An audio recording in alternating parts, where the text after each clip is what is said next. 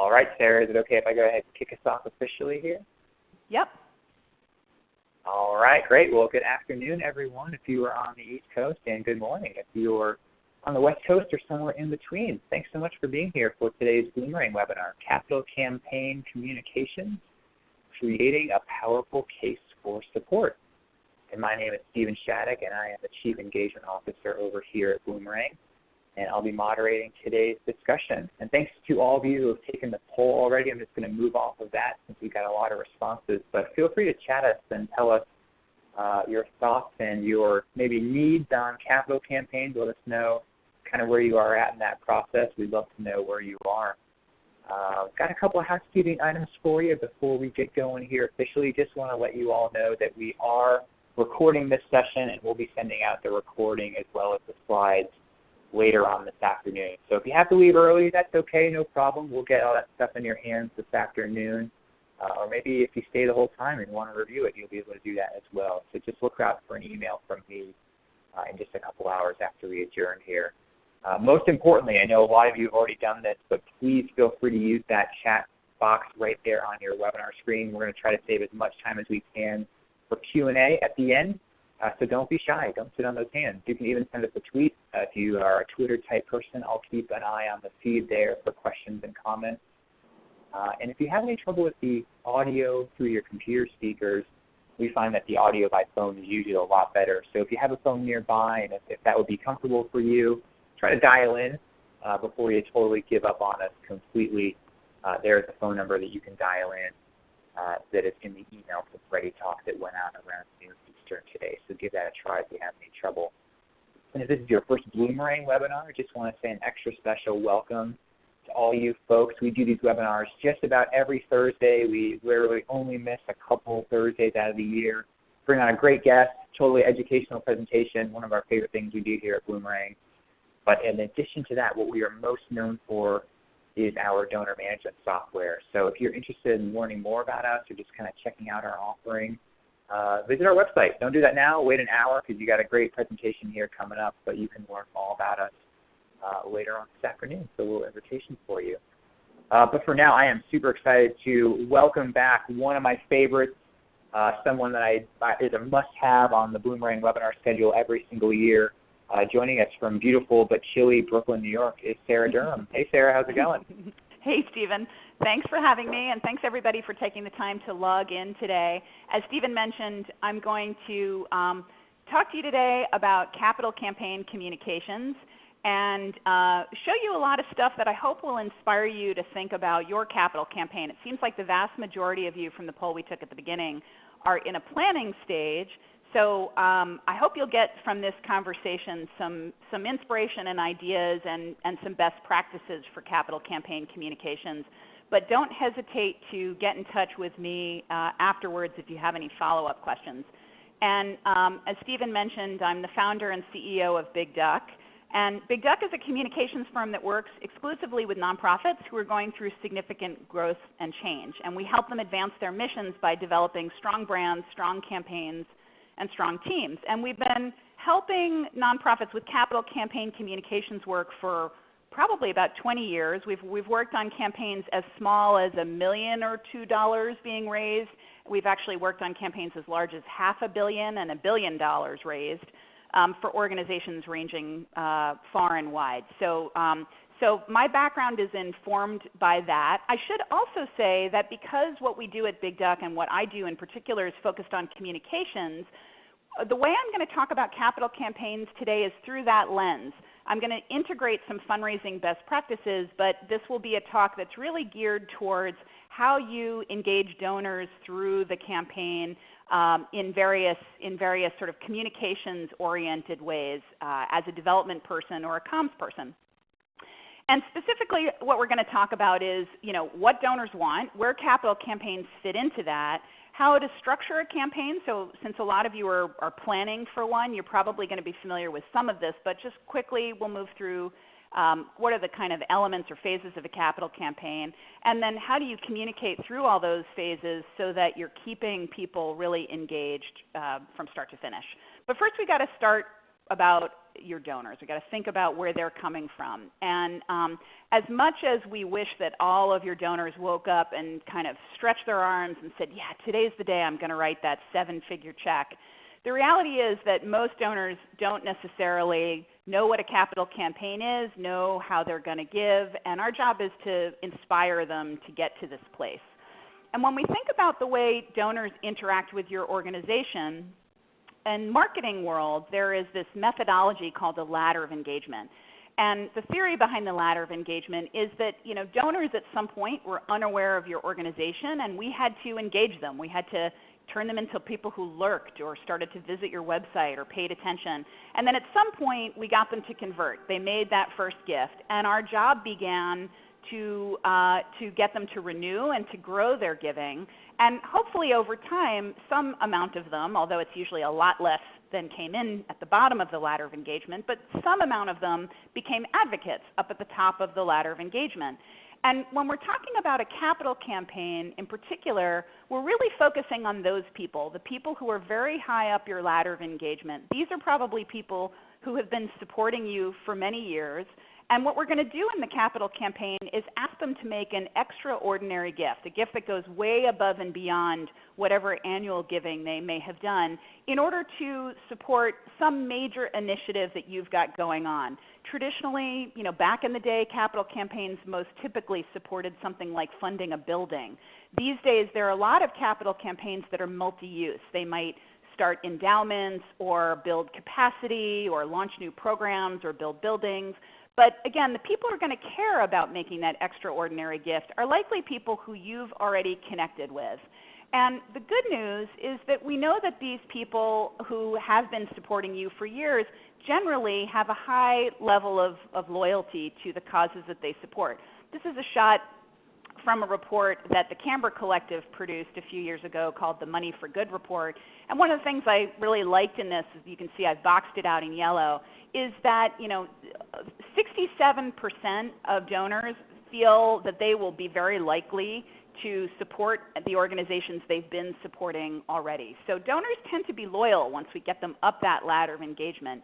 But what we have to start to think about in a capital campaign is really who are they and what makes them tick and how are we going to ask them to go above and beyond. One of the ways to start to do that is to think of your donors in segments. And there are a lot of ways you can dig into the mindsets or segments of your donors. In fact, that's a whole other topic probably for another day.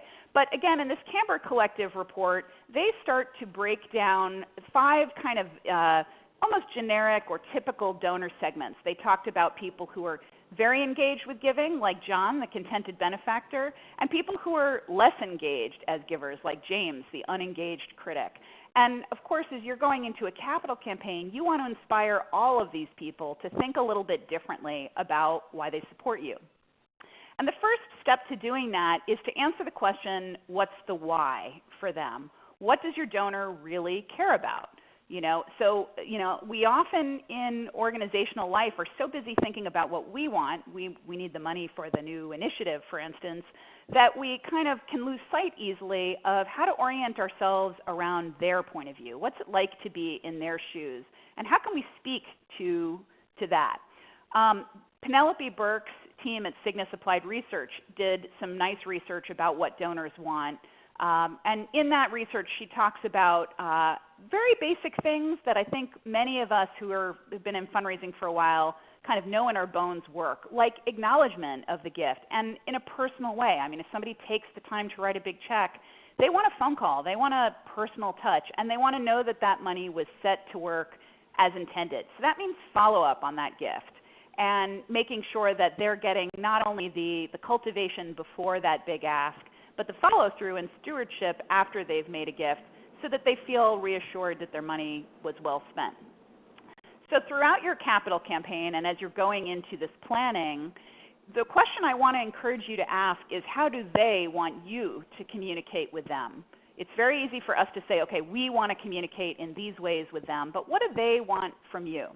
So with that as backdrop, let's talk for a bit about capital campaigns and particularly where communications fit into that specifically. So most capital campaigns are going to try to raise a very large amount of money through two phases, a quiet phase and a public phase. And the point of the quiet phase is to discreetly, without announcing it publicly to the world, raise a significant amount of money towards the goal. So most organizations, before they embark on a capital campaign, will do a feasibility study to make sure that they know exactly how much money they can realistically raise. And there are a lot of consultants that do feasibility work. Some in-house development teams who have deep expertise in major gifts do this work in-house. But the intention there is to say, okay, $200 million is a reasonable target for our organization, or it's not. We should set our sights on a $15 million capital campaign. And in the quiet phase, the biggest gifts are going to be solicited usually from insiders, longtime donors. They're oftentimes board members who are able to make the biggest gifts possible.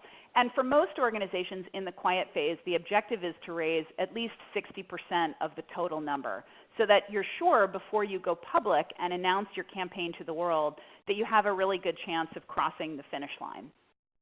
So the sequence that often happens when we start to translate the goal of the campaign into communications is first there's that campaign feasibility and plan, and that would be done by a fundraising consultant or maybe your in-house team. That's kind of the roadmap for how, what the goal is going to be and how you hope the campaign is going to progress.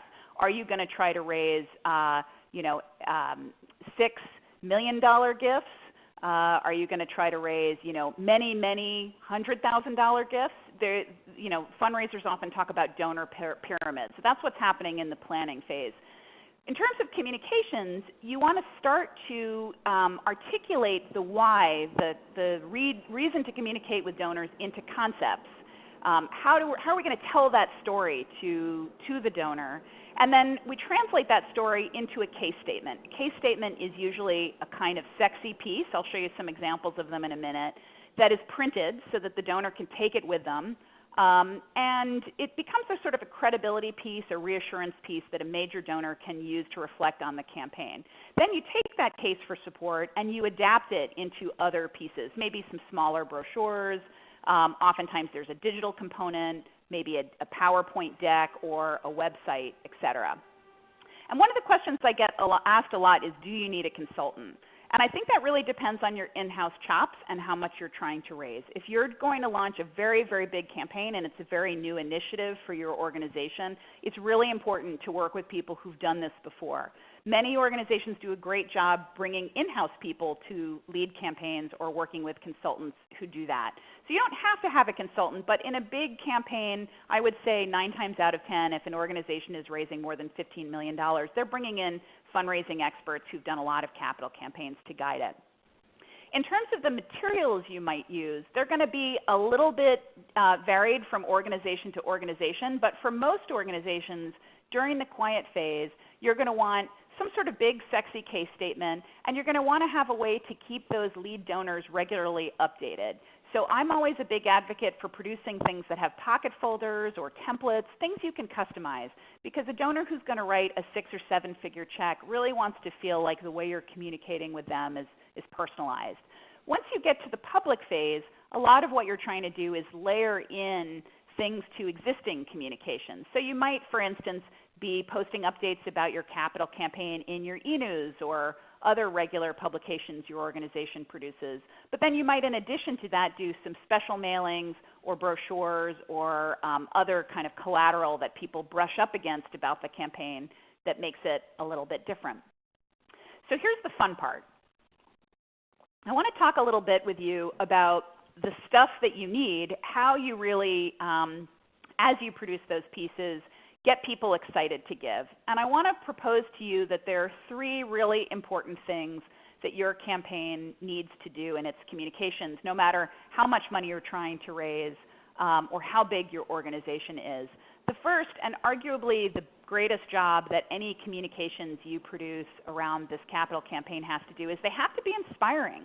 Donors have to feel that this check they're going to write is a rare opportunity. It's something, this is an opportunity for a donor to really go above and beyond the level of giving they've done before. And so if whatever you put in front of them doesn't make them kind of breathe in and go, oh, wow, and see themselves in the work, it's much less likely that they're going to write that big check.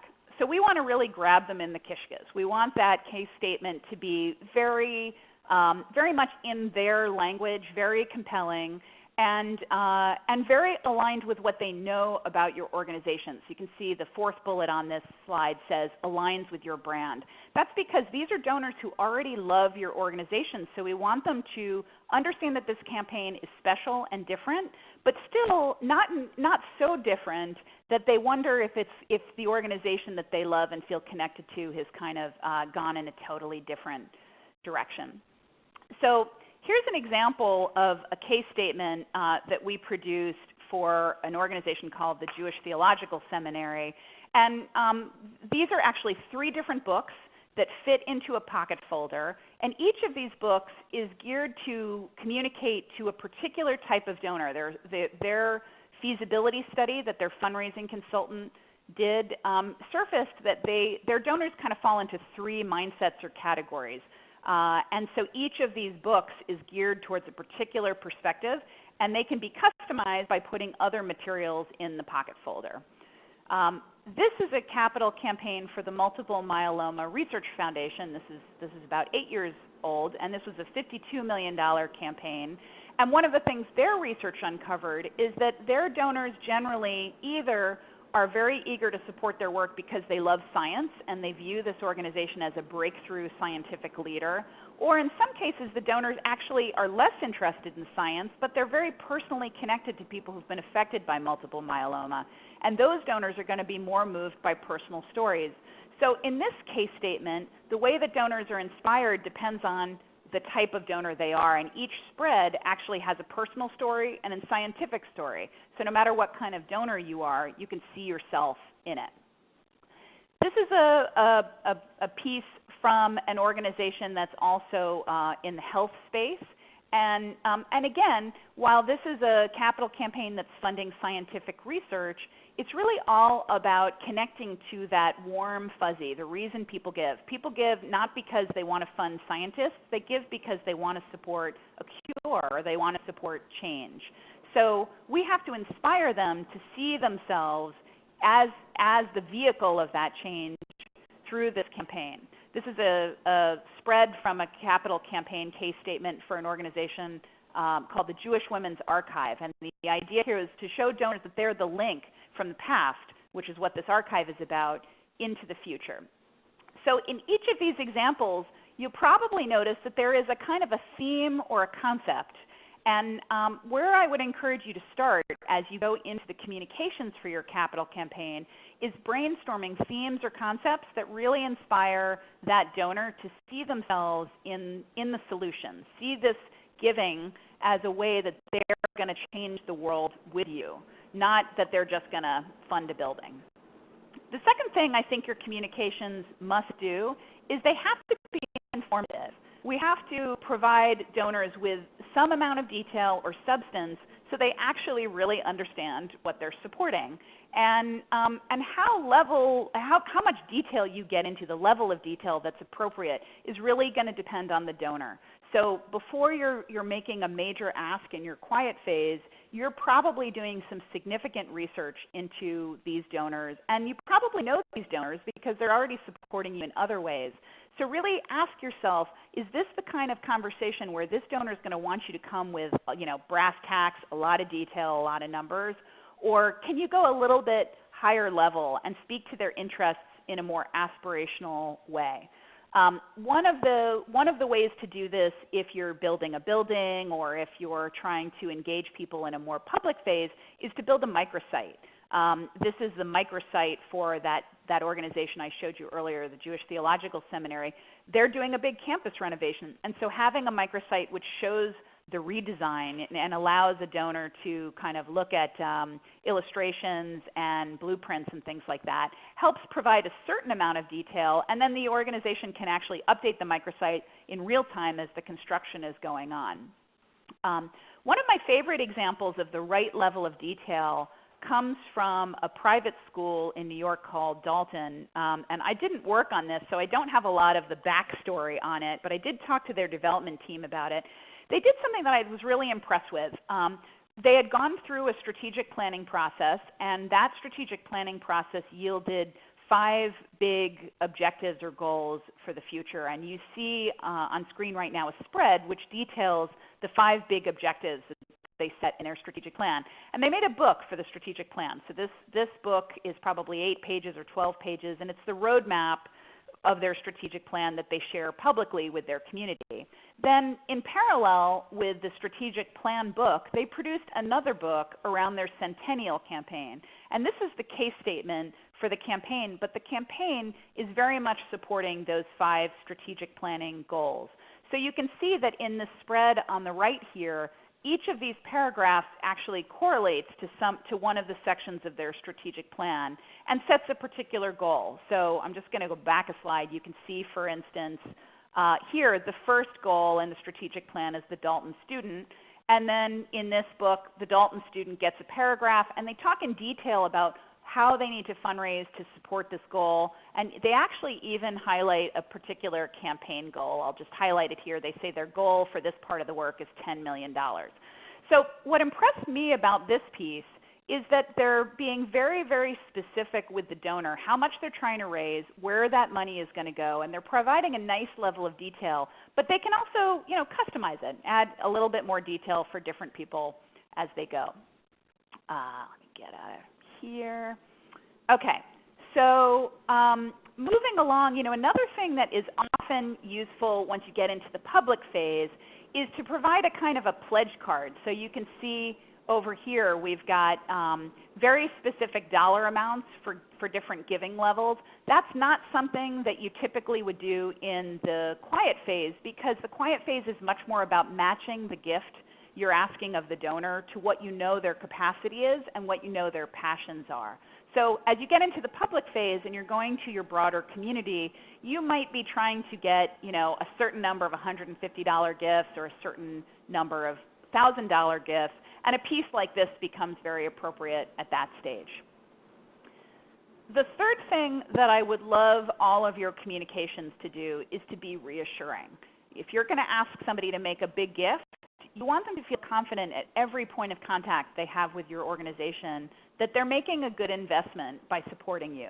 And there are some ways that you state it's a good investment. Hopefully your copy does a good job doing that. And there are ways that you show that this is a good investment. And the biggest way you can show that they are wise to make this investment is to make every point of contact that they have with you feel buttoned up, to feel reassuring that you have handled the relationship with them so successfully that you are likely to handle the money that they've given you just as successfully. So that can go down into details like very quickly following up after you meet with them, making sure that you close the loop on discussion items, making sure that you've written thank you notes or taken the actions that you've promised them. That is just as important as the materials you put in their hands. But as you get into the actual case statement, the way that you reassure is often through text and through detail that feels right to them. Where there's no glaring typos, the images are high resolution. There's nothing that when they look at it they say, this is weird. One of the things that has been a real shift in the last 10 or 15 years is how you share or publish naming opportunities, or the ability for a donor to for example, name a room or name a wing. What I'm showing you here is a spread from a case statement for the New Jersey Symphony Orchestra. This is probably about 12 years old. At that time, it was very common to publish giving levels by dollar amount. So you can see, for instance, if you made a gift of $5 million or more, you'd be noted as a lead benefactor. Your name would be on certain pieces, etc. These days, what I hear more and more from fundraisers in the field is that these kinds of opportunities, naming opportunities, are really not as effective if you publish them this way, that they're really great opportunities to actually have that conversation with the donor unfold in a more personalized way. So one example of this is an organization that was going through a major campus renovation where they had a donor who had an arts and culture background, a theater background, and they expected that this donor would probably want their name on the on the theater, that they'd be it'd be in their name. And they went into the ask expecting that that's what they were going to discuss with the donor. But actually, as they got into a conversation with the donor about what was most inspiring for her, it turned out it wasn't so much the theater, that she was actually very interested in another aspect of the organization's work, a sort of social justice program that they were launching. And it ended up that her name went on that program instead of on the theater. And so had they gone in kind of guns a-blazing asking her to support the theater, they might have missed the mark on a very exciting opportunity to help this donor connect with an aspect of their work that they felt was really, really compelling. I just want to surface a question that came in that I think relates to something that I was talking about in a few minutes ago and relates to this too, about, and this comes in from Ron. He says, if involved in bricks and mortar campaign, when is it appropriate to provide the mini design of the facility or project, in the quiet phase or the public phase or both? I think that this comes down to the appropriate level of detail. When you're asking a donor if they want to make a major gift and potentially put their name on something like a surgical room, if it's a hospital, many donors really do want to see the blueprints or the architectural plans. And I actually think that's a great way to engage them in a conversation. Very often when you're sitting over lunch with them and you're showing them these very high-level pieces, what you're doing is you're sort of priming them. You're getting them in the mood to see themselves in the gift. If you then pull out the blueprint or even a deck that's on a PowerPoint with video or with the architectural renderings, you're really inviting them to interact with it, to walk them through it in a more personalized way and go deeper and see themselves in it. So I would definitely recommend that you share that level of detail with your donors, but only at the point in the conversation when you, as a major gifts officer, sense that they're ready to go deeper, that they want to take the relationship to the next level. Okay, so just a couple more slides here, and we're already getting in some great questions, and I want to encourage people to send in more questions. One of the things that I haven't talked about a lot, and honestly there's not a lot I can visually show you in that, so I don't have a lot of slides about this, but I think it's really important that you plan for in your capital campaign communications is follow-up. So, certainly with major donors who are making 6- or 7-figure or larger gifts, it's going to be very important that you set up a calendar of personalized communications. If a lead donor writes $1 million check and then doesn't hear from your team again until, let's say, the campaign is completed, that's really a lost opportunity to keep them engaged with the organization. So for those major donors, I think it's very important that they are treated the way any major gifts officer who maintains a portfolio would treat them, which is regular touch points, opportunities to visit, opportunities to meet the people and the places that their gift has supported, and after the gift has been received, for them to feel like they're now kind of a part of an insiders group where they're in the know about what's happening throughout the campaign. With other kinds of donors who are maybe less significant, that kind of personalized attention is going to be challenging to do. You can certainly do some things like invite them to celebration events or groundbreakings or things like that, but you'll often need to do some mailing and some emailing to report back on the giving. What I have on screen here is a piece that is quite a few years old now, that American Jewish World Service produced to communicate with donors who had supported their tsunami work about how the money was spent. And this wasn't specifically a capital campaign, but I think it's a great example of reporting back to donors so that they understand exactly where their gifts went. And these were donors who had, in some cases, made, many of them I think were 5-figure, 4-figure level gifts. So you can see on this that what they've done is they've detailed how many grants the organization made, how many dollars they spent, and they're breaking down in description exactly what those grants supported. So they're not listing every grantee or every granular detail about what they did, but they're speaking to the benefit. So for instance, one of these says, working with women in temporary housing to make conditions safe.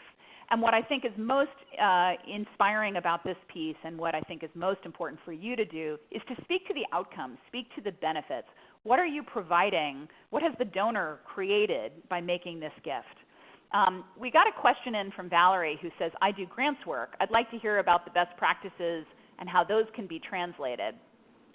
For example, if an organization has a board member that has friends in foundations and is offered to make a pitch to the foundation rep, with foundation support, a lot of these practices can probably be aligned, but foundations, much like major donors, have particular areas that they support. So again, the opportunity or the challenge is to really understand what that foundation supports and why, and how this campaign relates to them. And so, the whole narrative, the whole conversation you're going to have before the gift, during the solicitation, and afterwards has to really be tailored to the lens through which that donor feels a connection to your organization. Okay, we are getting more questions in, and this is just a little prompt to encourage you to send in more questions. I've got a couple that are coming in through the transom right now, and while you're typing in some questions for me, I want to share a couple of resources with you for your campaign or other inspiration. One resource, if you like podcasts that we produce, is called the Smart Communications Podcast. I host it, and each episode is less than 15 minutes long, and it's about a different communications topic. And they're not all about capital campaigns, but there are definitely some that touch on best practices for fundraising and capital campaigns too. You'll hear more of those coming up. So that's a good way to boost your communications chops. And also, if you're going into planning a capital campaign, we produced a free ebook you can download about strategy, communication strategy. And in this ebook, there's a worksheet that you can use to set up a project brief for your capital campaign communications. This worksheet will help you articulate the communication goals and objectives and strategies and tactics you'll use to communicate. So all of these resources you can find on the Big Duck website, which is bigducknyc.com. If you click over to the Insights page, you'll find a lot of free articles and white papers and things like that that are specific to capital campaign communications. Okay, next question comes in from Sarah. She says, our organization has never segmented their mailings, and we don't have the parameters set on who is a major donor. Can you give any insight in how an organization could best segment their donors in a setting that has different class types? And actually, Stephen, I bet you probably have some great resources in the Bloomerang library around donor segmentation. So I wonder if one of the follow-up items we could share with that would be some of those resources. There are a lot of ways to get to know your donors. Yeah. Anything you want to highlight, Stephen, before I dive in there? Well, I appreciate the shout out. We've got a great ebook on our website on segmentation specifically. So Sarah, I'll send that to you. If you can't find it, just let me know. Yeah, great. I think that's going to be a helpful resource. For organizations that have not done segmentation and are really struggling to begin to do that, what I would encourage you to do is to do some donor interviews and start trying to establish the mindsets of why organizations support you. Do organizations support you, or do individuals support your organization because they have a particular passion for an aspect of your work? Is that one type of donor? Do they support you because you are a conduit to reach a community that they care about? The more you can start by understanding their mindsets anecdotally through the conversations you have with donors at events or one-on-one through interviews, the more you can start to craft communications that speak to those mindsets. Of course, the next level of game that we want you to get to is being able to identify in your donor database who those people are and tag them. And usually the way these donors surface is through a combination of their giving history and their level of engagement. So where you can overlay engagement information around, what events they've come to, what they've done on your website, which emails they've opened or clicked on or forwarded. That's the kind of engagement information that will help you start to understand the mindsets or personas of your donors. And you can overlay that with the traditional fundraising models of recency, frequency, and monetary dollars. And those two elements, engagement and RFM, typically start to give you a sense of kind of where the low-hanging fruit might be. Got a lot of questions coming in. Stephen, am I tackling these in the order you want me to tackle them? Oh, you're doing awesome. Okay.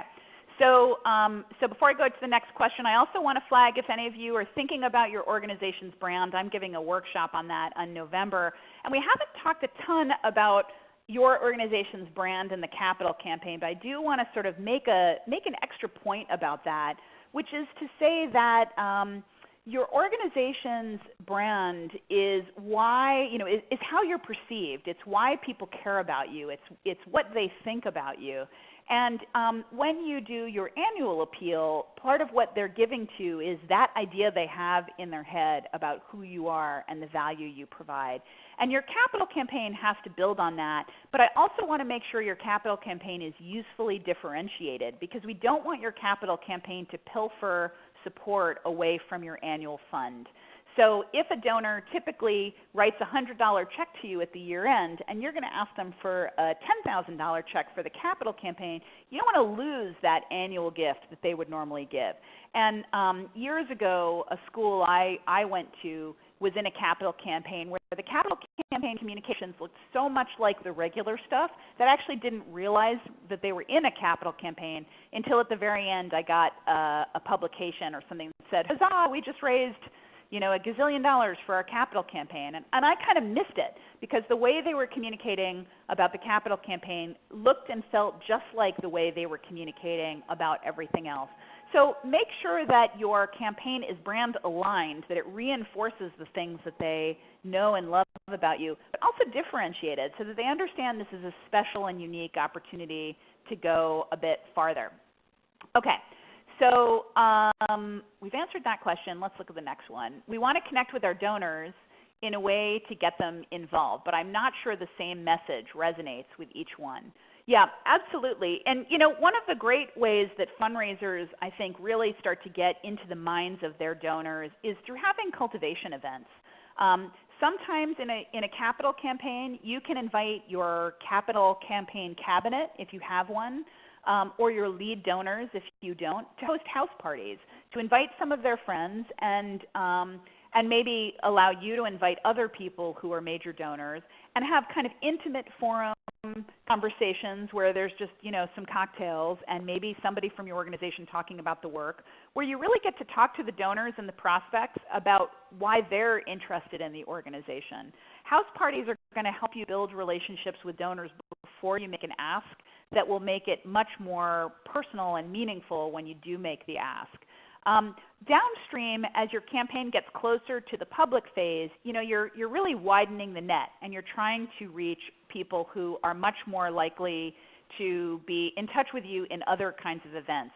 So many organizations will do something like a special donor thank you party after another event, or invite those major donors to come to the groundbreaking. Using events is a really great way to get people involved and feeling empowered. Okay, when communicating with donors, should the public version of the strategic plan list the prioritized projects or rely on the donors to pick and support? That's a great question, and I think it really depends a lot on how important it is to you to raise specific amounts of money earmarked for certain things. If ultimately your organization is going to view the money that you raise as kind of a giant pot of money that you're going to allocate where it's most needed, I wouldn't encourage you to break it down in too much granular detail, because you might actually really have a preference for more unrestricted gifts. The example of the strategic plan with the giving amounts I showed you from the Dalton School was because they had set some very specific targets for each areas that they were determined to meet, and they were very happy to have donors earmark towards those areas. So that's a good conversation to have with your leadership about where the gifts will be most powerful. Julie's question is, I've been thinking about storytelling and the benefits to our organization. Is it appropriate to take a recipient of our work to a donor meeting? And then she writes that she trains Democratic women to run for office.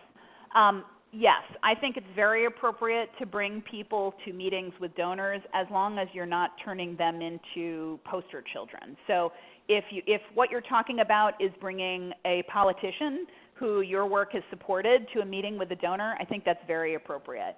Oftentimes if you do direct service work, like in the human services sector, you might at an event invite different people who've been the benefits of your programs to speak at the event, but I would be careful about inviting direct service recipients who may be in underprivileged environments to a donor meeting.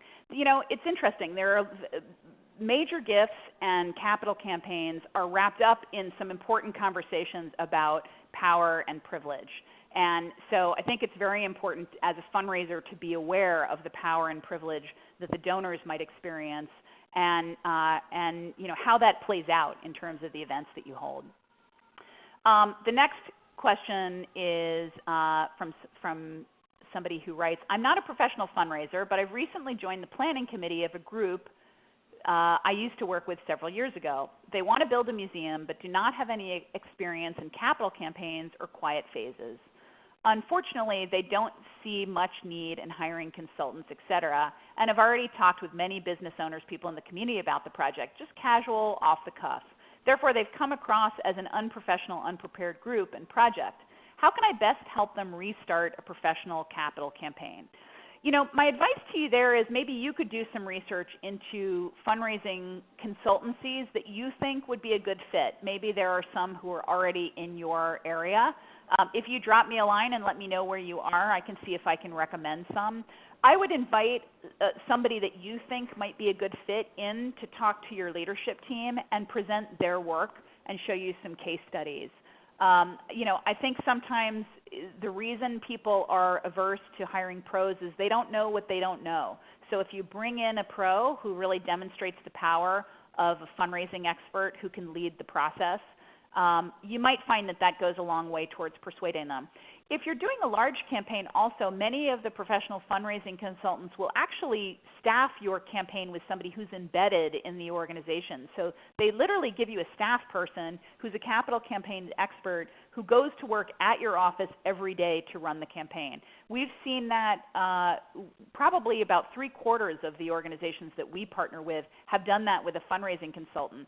And one of the great things about that type of fundraising consultant is they're actually really relieving the burden of staff. If you don't bring in somebody like that, then your staff who's already got to do all the day-to-day fundraising has to do this capital campaign work on top of it, and they're just going to be stretched too thin. Okay, next question from Emily. Do you have any advice on working with difficult campaign volunteers or leadership as it relates to putting together campaign materials? For example, a volunteer who continues to make line-by-line edits of our case for support. Oh, Emily, I love this question, and I think it's a great opportunity to actually engage those donors in the development of the campaign itself. There is a saying that fundraisers often use, which is, it's something like, when I want to ask for money, I ask them for their opinion.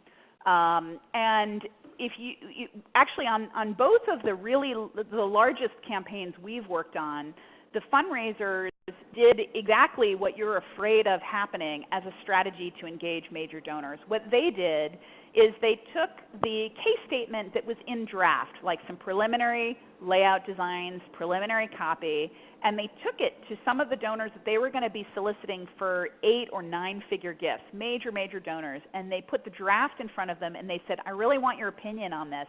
Do you like the way this looks? Can you read this and tell me what you think? And they actually encouraged them to line edit if they wanted to. Because a donor or a volunteer who's willing to line edit your case statement is actually rolling up their sleeves and wading into the deep end of the pool with you, and that's what you want. You are priming them in that action for a gift. Now, I'd be careful about inviting that kind of input from a volunteer who did not have major giving potential.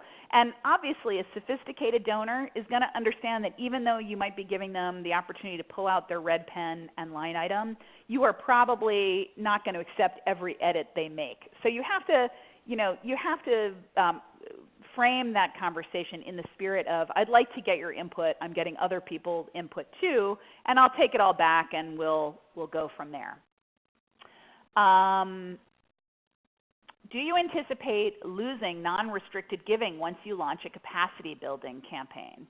I don't think you have to assume that every gift you are going to get in a campaign is going to be earmarked, but I do think you have to, from an integrity point of view, you have to be transparent about where that money is going to go. And obviously if a donor earmarks it, you have a responsibility to put it towards the thing they want.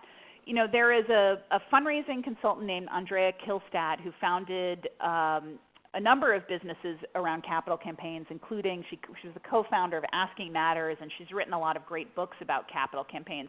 And one of the things that Andrea talks about that I think is such a smart idea is that a capital campaign is actually a great way for you to fundraise to take your organization's capacity to the next level in some unexpected ways. So let's say, for example, you have a website that's old and dated, and you need to make a big change, and you know that actually building the website your organization needs is going to cost 6 figures. It's not going to be a small investment. You can actually bake into your capital campaigns money for capacity building around communications infrastructure, and maybe you raise an additional $500,000 to build that campaign and give yourself a budget to update it and actually hire a new digital team. A lot of organizations increasingly are baking into the total dollar amount they're trying to raise those kinds of sort of internal infrastructure lifts. All right, I think, Stephen, should we keep going? Do a couple more? Yeah, a couple more would be great, I think. Okay. Is there a certain percentage you recommend raising in the quiet phase before going public? Well, your fundraising consultant will definitely have an opinion about that, so check with them. But my advice is try to raise at least 60% of your total goal during the quiet phase. If you raise 60%, what you're really doing is you're really inspiring your leadership and your development team to know you can cross the finish line. If you've set a goal for yourself and you fail to meet that goal once you go public, that's going to be embarrassing. So you don't really want to go public until you're confident you can cross the finish line.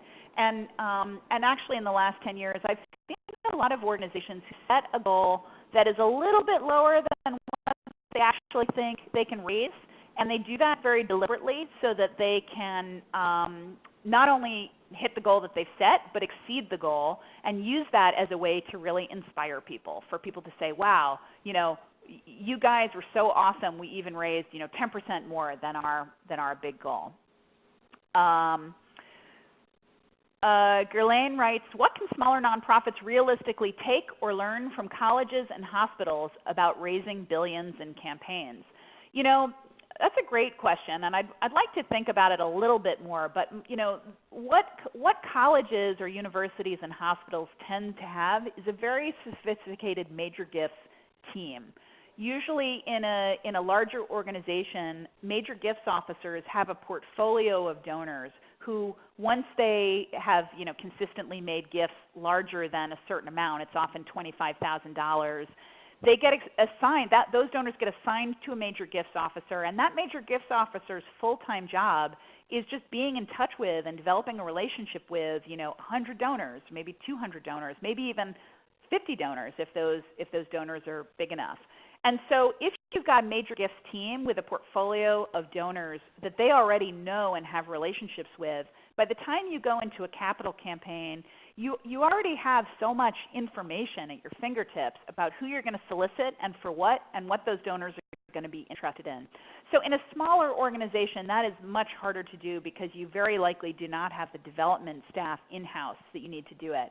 But there are some great tools, and again, my guess is Bloomerang has a lot of them that they could share with you about how you screen your list of donors and identify those that have wealth or identify those that have a particular interest in a topic.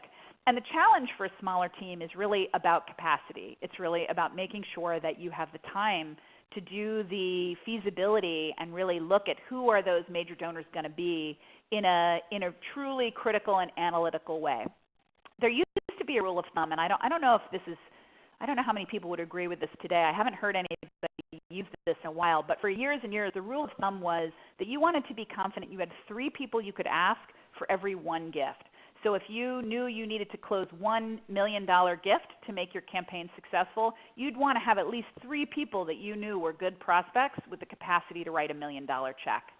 So I would take a page from the colleges and hospitals by thinking about how you structure your major gifts program and trying to build as much capacity there as you can. You know, another thing that the major institutions do that I think is worth noting is that they view capital campaigns as something that you are always doing. Most hospitals or universities are always beginning, in the middle of, or ending a capital campaign. In fact, many of them will do a new capital campaign every 5 to 8 years. And just the way more and more organizations understand that strategic planning is something you should do every 3 to 5 years, capital campaigns are becoming sort of part of that life cycle too. So you go through a strategic plan in order to be clearly aligned about the vision and mission for your organization and set forth the plans. Then maybe the capital campaign helps support and fund those initiatives. And then you grow into it. The capital campaign has helped you raise the money that you need to actually take that next step or build that building or build that new department. And so, one of the things I would encourage you to think about is, who can advise you, who can give you good advice on that cycle. Okay, so another question which goes back to an earlier slide is, which type of donors on the ladder of engagement should be the focus during the quiet phase? And I think I'll just go back to that slide because it's such a good question. Let me see if I can zip back to it. So the ladder of engagement is, really the entire pipeline of your donors. Let me just get all the way back to that slide. It doesn't like to jump all the way to the beginning. And where I want you to focus for your capital campaign is at the tippy top. I want you to be, here it is, reaching the people who identify as advocates and supporters. So those observers and supporters in your donor pipeline, they might be lower level donors, and you really want to make sure that you start in your quiet phase with the people at the very top. If I've been on your board for a while and I've been giving you $5,000 a year for a while, I'm the first person you should be going to for a $25,000 gift in the capital campaign. But if I've only made 1 gift ever and it was a small dollar amount, the odds of me making a big gift out of the gate are probably less likely. So that's not to say I won't. It just means you're going to have to do a little bit more research about me and get to know me a bit better before you know if I'm going to be engaged enough to justify that big gift. Okay, let's pick a last question, and then I will hand it back to you, Stephen. This is a question from Eileen. She says, we're midway through a campaign, and it's pretty successful. Congratulations, Eileen. Any suggestions on an event or how to formally end the campaign? I'm a big fan of events for campaigns just because I think that there is something so empowering to donors about being celebrated. And not all donors want to come to an event, so you might ask a couple of them, bounce a few ideas off of them for what they would enjoy. But I've seen organizations have some very successful events where they do like a breakfast for donors, or they invite donors to a groundbreaking, or they invite donors to come to a walkthrough or a lecture by somebody who's going to be the new program director that they've just supported. And then you just do, bagels or coffee or drinks or something like that. So I think a concluding party or event is a great way to celebrate donors. I also think it's a really great opportunity for you to celebrate your team. By the time you get to the conclusion of a successful campaign, odds are good you've been fundraising for that campaign for years. Most capital campaigns last 2 to 5 years. That's a long time, and many people on your development team have put their blood, sweat, and tears into making this thing work. So I'd also really encourage you to take the time to celebrate your staff and give them a way to pat themselves on the back, pat each other on the back, celebrate with those donors, and note a job well done. Okay, so I think we're almost at the top of the hour, and I know Stephen's got a couple of wrap-up slides you may want to get to. I'll just go back very quickly to my information. You can find me through Big Duck's website at bigducknyc.com. My email isn't on the slide, but it's sarah@bigducknyc.com. I think with Stephen's permission, I will be sending out a follow-up document, or Stephen will send you something. And if there are any burning unanswered questions, or if you want to explore if Big Duck could be a fit for your capital campaign, just drop me a line and I'll be happy to connect you with any resources I have. Over to you, Stephen. Well, that was awesome, Sarah. Thanks so much for being here. Lots of good stuff. And please do reach out to Sarah. Obviously a wealth of knowledge, and I can vouch for their work. They do really awesome work over at Big Duck. So if you have any rebrand type issues going on, and they also dabble in web design now, I hear. So definitely reach out to them. Really cool resources. And Sarah, talk about your Brandraising Benchmark, because that's a really cool report that you all do. I want to give you a chance to talk about that. Oh, thanks. Yeah, I didn't really talk about this, but if you're a national organization, this is a tool we created about 3 years ago as a way for national organizations to measure how the public perceives them. And we do it in partnership with Ipsos, which is a global market research company. And we literally poll a representative sampling of Americans and ask them questions about if they've heard of you, what their relationship is to you, would they be likely to support you. And we share that data with you and also across the cohort. It's the lowest cost way to find out how the American public perceives you. I think this year's benchmark, I think it costs $2,000 or $2,500 to participate in it. So compared to any kind of custom research you do, it's a great way to find out how you're perceived, and we give you the raw data so you can slice and dice it if you want to know how people perceive you in a particular group or area. So you can find more information about that also on our website under services or at the URL you see on screen. Cool. Well, this was awesome. Thanks so much for being here, Sarah. And thanks to all of you for taking an hour out of your day to hang out with us. Hopefully you got a lot of good information. I know I did. And we are going to be back 1 week from today with another great webinar. We've got Chris Hammond here to talk about year-end campaigns. Got some really good ideas. I actually saw Chris speak at a conference 2 days ago. Really good content. And a lot of nonprofit experience there. So check that out. If you're still working on your year-end campaign, it's not too late to pick up some tidbits there. We've got a lot of great resources on our website as well, so check those out. And do reach out to Sarah. Follow her on Twitter if you don't do anything else. But we'll definitely get the recording and the slides in your hand this afternoon.